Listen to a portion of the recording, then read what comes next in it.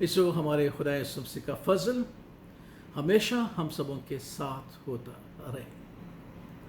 اس وقت ہمارے گھر کے لیے اور ہمارے گھرانے کے لیے خدا کے پاک کلام میں ایک کیا ہی نہایت موزوں اور مفید جو ہے وہ ہدایت ہے، اور وہ ہدایت یہ ہے کہ حکمت سے گھر تعمیر کیا جاتا ہے اور فہم سے اسے قیام ہوتا ہے۔ حکمت سے گھر تعمیر کیا جاتا ہے اور فہم سے اسے قیام ہوتا ہے۔ اس لیے یہ نہایت ضروری ہے کہ ہم ایک ایسے گھر کی تعمیر کریں جو حکمت اور فہم پر ہو، تاکہ ہماری خاندانی زندگی، ہماری انفرادی زندگی اور ہماری معاشرتی زندگی میں خوشی ہو، خوشحالی ہو اور استحکام ہو۔ اس لیے اس ہدایت پر ہمیں غور و فکر کرنا ہے تاکہ ہمارے گھر حکمت کے ساتھ بنائے جائیں اور ہمارے گھر فہم کے ساتھ آباد رہیں۔ حکمت سے کیا مراد ہے؟ حکمت سے مراد یہ ہے کہ وہ سمجھداری جس کے مطابق ہم محنت و مشقت کرتے ہیں، جس کے مطابق ہم حساب کتاب کرتے ہیں، تاکہ ہم ایک گھر کو تعمیر کر سکیں۔ ہمارے خدا یسوع مسیح نے بھی ایک بات ہمیں یہ سمجھائی کہ کوئی بادشاہ جنگ کرنے کے لیے ایسے نہیں چلا جاتا، وہ بھی حساب کرتا ہے۔ اسی طریقے سے ایک گھر بنانے کے لیے ہمیں یہ حساب کتاب کرنا پڑتا ہے، اور یہ حکمت ہے تاکہ ہم ایک خوبصورت گھر بنا سکیں، ایک ایسا گھر جو ہمارے اور ہماری اولاد کے لیے، ہمارے گھرانے کے لیے مفید ہو۔ اور جو حکمت ہم استعمال کرتے ہیں وہ سمجھداری ہے کہ ہم نے کس طرح سے اور کیسے بنانا ہے، اسے حکمت کہتے ہیں۔ فہم کیا ہے؟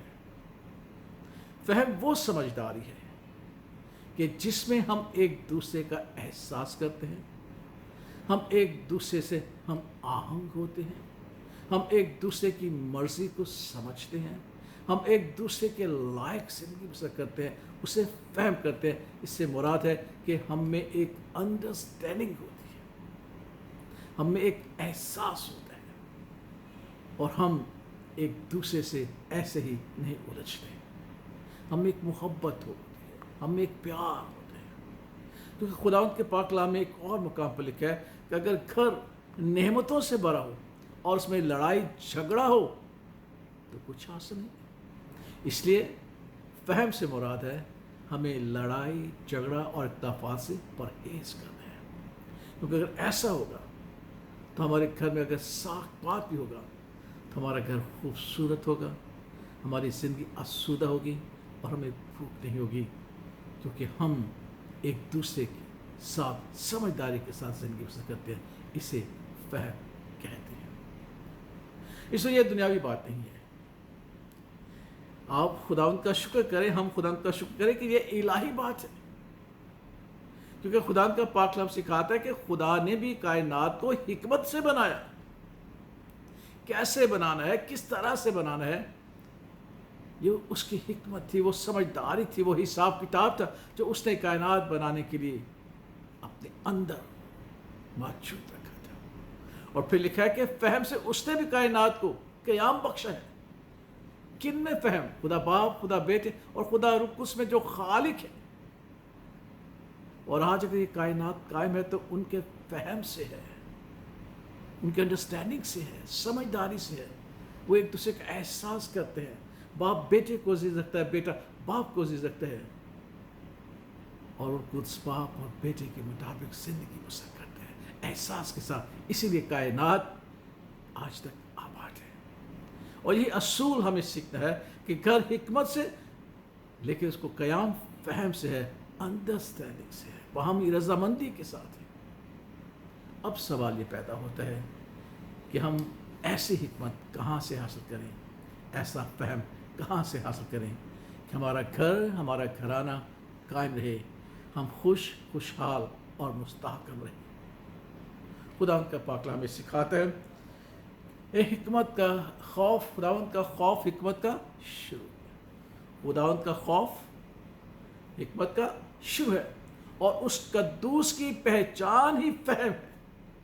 اس قدوس کی پہچان ہی، جب ہم اس قدوس کو جو واحد خداوند خدا ہے، خدا باپ اور خدا بیٹے اور خدا روح القدس میں ہم پر ظاہر ہوا ہے، ہم جب اس کو پہچان جاتے ہیں کہ وہ خداوند ہونے کے ناطے سے بھی، خدا ہونے کے ناطے سے بھی، برابر ہونے کے ناطے سے بھی ایک ایسی فہم، ایک ایسی سمجھ رکھتے ہیں جس کے باعث ان کی کائنات قائم ہے، تو ہمیں کیوں نہیں رکھنی چاہیے.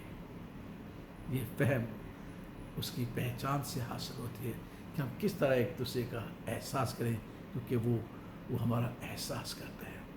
حکمت کہ وہ کس طریقے سے حکمت کے ساتھ خدا باپ، خدا بیٹا، خدا روح القدس کائنات کو قائم کرتا ہے، آباد کرتا ہے.